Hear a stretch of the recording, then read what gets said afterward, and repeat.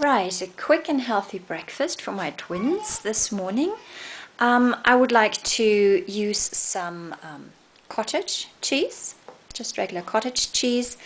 I'm going to add some fruits. In this case, I'd like to put an apple in, which I'm going to grate. You can either use a grater like this. I like doing this because it actually I don't hurt my fingers compared to this one, which you might end up scratching your fingers, but it's also quite efficient. Whatever you use, just, grate your apple so that it has a nice texture. I'm going to use an apple, which obviously don't grate, you cut into small pieces, and a little bit of a lemon that I had left over from yesterday, so I'm going to use a bit of it. I'm going to mix all that. For that, I'm using a bowl. And then I might add just a few, well, maybe a tablespoon or so of cinnamon. Cinnamon, I'd like to point out, not sure if you're aware of the fact that there is a difference in cinnamon. There's Ceylon cinnamon and cassia cinnamon, which cassia is not good to use because I don't know if it's recently, but they did find out that cassia cinnamon contains large amounts of coumarin, which either is or could be toxic, at least in large quantities. I mean, you would have to eat a lot of it to be really bad for you. But why mess with something that is bad for you if you can choose to use a product that doesn't contain coumarin, which is the Ceylon cinnamon. You should check it out, Google it, go online, and you find out that this is the better cinnamon for you. So I'm going to mix all that up, and then I'm going to show you what it looks like at the end.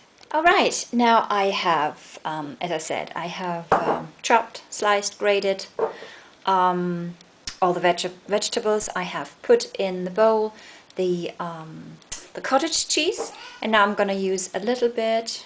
Let's see if I can do this with one hand holding the camera and the other one. Don't want to end up with a whole jar in there. Just a little bit, just a little bit like this of the, well, good Ceylon cinnamon, and you just mix it up, you stir it up.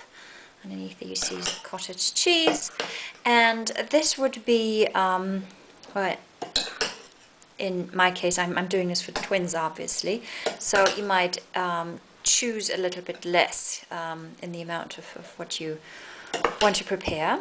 But anyhow, this could be, in our case, it's breakfast this morning. It's going to be breakfast after I nurse them now. And now it could also be a little snack or something. It's quite nutritious, it's very simple, and you do not have to buy all the time the jars, which are handy, I think, if you buy the jars. It's just, if you totally rely on them, in essence, it is, it is still food that is probably healthy, but it's not homemade, it's ready-made food, just like any almost fast food you would buy, or these dinners you can buy just to heat them up at home. I don't think there's a whole lot of difference. Maybe a slight, but not a whole lot of difference between that. So anytime you can prepare something yourself for your babies, I think go for it. It's not difficult, it's very easy, and they love it. You'll see, and it's fresh, and you know what's in it. There's nothing else. Sometimes you read the labels, and although it states what's in there, but these companies, they have ways of not having to mention every little ingredient if it doesn't reach a certain amount. If it's under a certain level, the government allows them that you don't have to mention. Who knows what it is? These days they put so much in it that, particularly for babies, I think if you can prepare it for yourself or by yourself, for yourself, then do so and enjoy. All right. Dada. Dada. Is that yummy?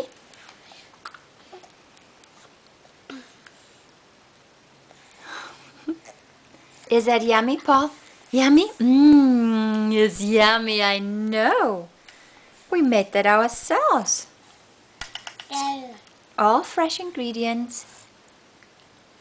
And my babies love it. Customer approved. Good job. Good job. Very good. There you go. Self-made food.